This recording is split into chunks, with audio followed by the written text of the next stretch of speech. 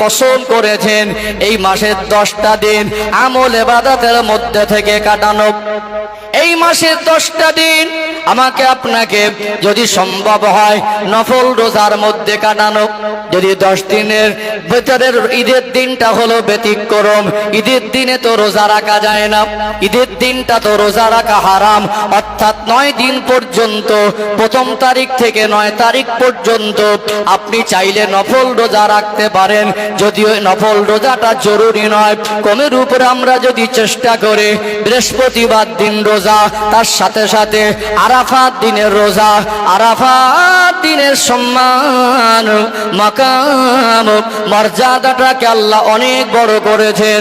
আরাফাত দিনে যদি কোনো মানুষ রোজা রাখে, নবী আমার সোনা জবানে জানিয়ে দিলেন আরাফাত দিনে রোজার ফজিলত এত বেশি।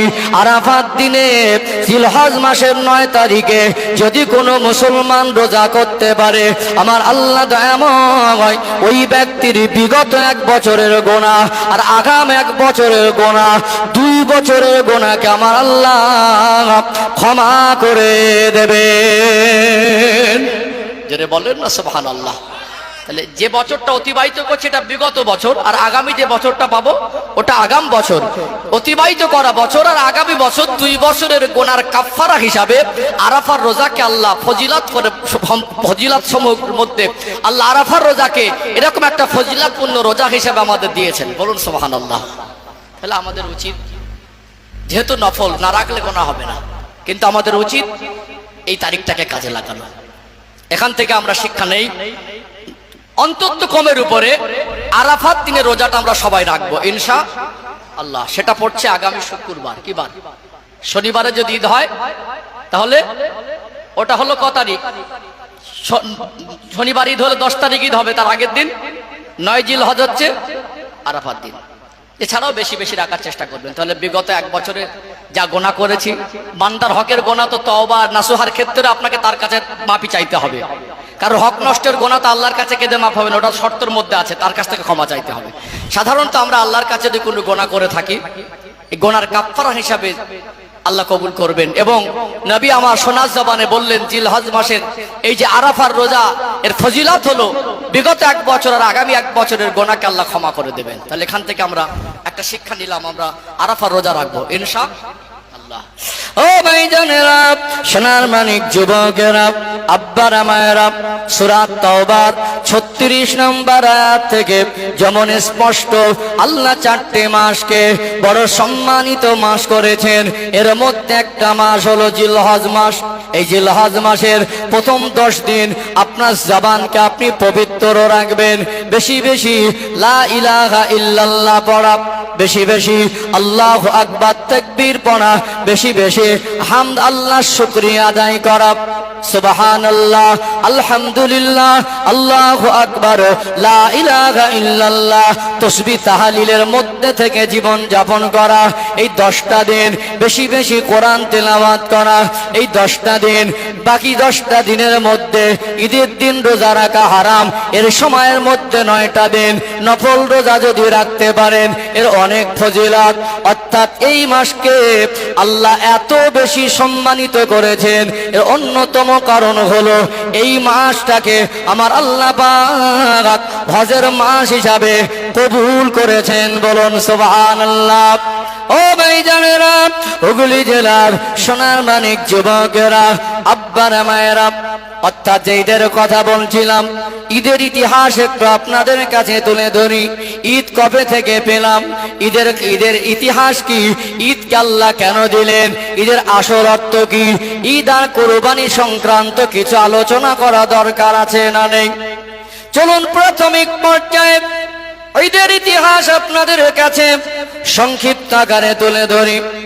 আল্লাহ পাক আমার আপনার কপালকে কত বড় করেছেন। আপনারা ওয়াজের মধ্যে শুনেছেন আল্লাহ পাক যুগ যুগ ধরে এই মনুষ্য জাতির হেদায়েতের জন্য আমার আল্লাহ অসংখ্য অগণিত নবী রাসূল পয়গম্বর আলাইহিমুস সালাম দিগকে এই দুনিয়া জমিনে পাঠিয়েছিলেন। আমার আপনার নবীর উম্মত ছাড়া আমার আল্লাহ অন্য কোন নবীর উম্মতি দিগকে বাৎসরিক 2টো ঈদ দেয় নাই। অন্য কোন নবীর উম্মাতরা এই ঈদ পায়নি, এটা আমার নবীর উম্মাতের জন্য আল্লাহ খাস করে স্পেশাল করে উপহার দিয়েছেন। বলুন সুবহানাল্লাহ। তাহলে আমরা কিভাবে পেলাম, কবে থেকে পেলাম, এটা একটু জানবো ইনশাআল্লাহ। আমার আপনার নবীকে আল্লাহ এমন দুনিয়া জমিনে পাঠালেন তাম সৃষ্টি জগতের জন্য রহমত স্বরূপ করে, রহমাতুল লিল আলামিন করে আমার আল্লাহ আমার আপনার নবীকে প্রেরণ করলেন। নবী আমার বড় হলেন, 40 বছর বয়সে নবুয়ত পেলেন, দিন প্রচারের দায়িত্ব পেলেন। তা প্রত্যেকটা নবীর উপরে আল্লাহ যে দিন প্রচারের দায়িত্ব দিলেন, আমার আপনার নবীও 40 বছর বয়সে দিন প্রচারের দায়িত্ব পেলেন। প্রথম 3টে বছর অত্যন্ত গোপনে গোপনে দিন প্রচার করলেন। প্রথম 3টে বছর প্রকাশ্যে দিন প্রচার করেন নাই।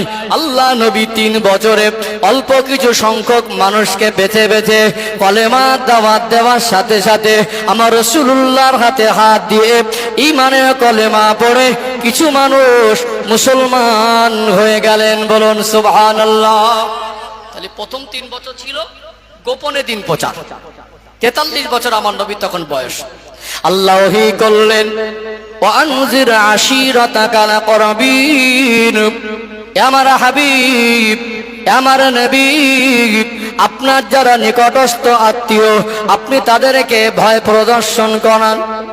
আল্লাহ নবীর উপরে আল্লাহ দয়াময় ওহী নাজিল করে জানিয়ে দিলেন, হাবিব আর লুকিয়ে নয়, এবারে প্রকাশ্যে আল্লাহ নবী 43 বছর বয়স তখন প্রথম 3 বছর দিনের প্রচার গোপনে করলেন।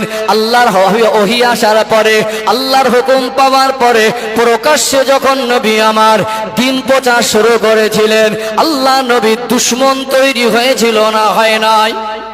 দুশমন তৈরি হয়নি? আল্লাহ নবী চতুর্দিকে দুশমন তৈরি হয়ে গেল।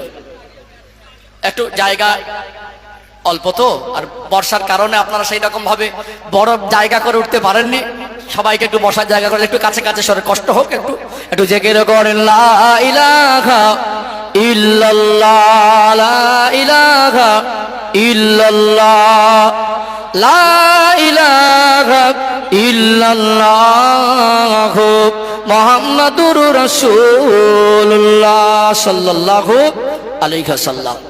ও ভাইজানেরা, হুগলি জেলার সোনার মানিক যুবকেরা, আব্বারা মায়েরা, নবী আমার যখন প্রকাশ্যে দিন প্রচার শুরু করলেন, আল্লাহ নবীর দুশমনে ভরে গেল।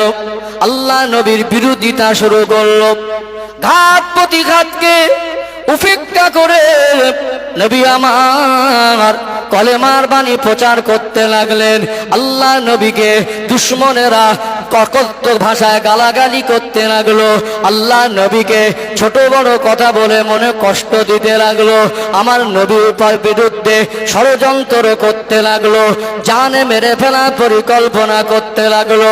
তায়েফের জমিনে নবী আমার কলেমার বাণী প্রচার করতে গিয়ে সেখানে রক্তাক্ত হয়ে আমার রাসূলুল্লাহর রক্তে তায়েফের জমিনের মাটি লাল হয়ে গেল। একটা সময় আল্লাহ নবীকে জানে মেরে ফেলা পরিকল্পনা। নবী আমার তার জন্মভূমি ছেড়ে মক্কা জমিন ছেড়ে হিজরত করে মদিনায় এসেছিলেন না আসেন নাই?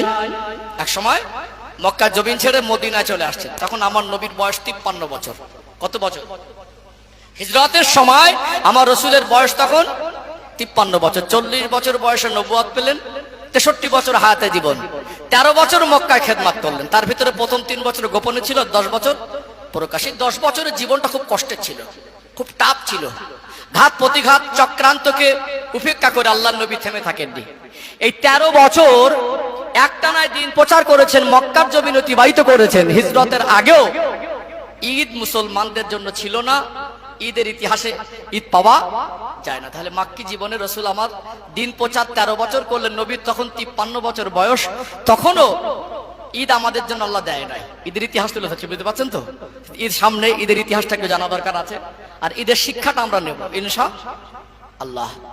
ও ভাইজানেরা, হুগলি জেলার সোনার মানিক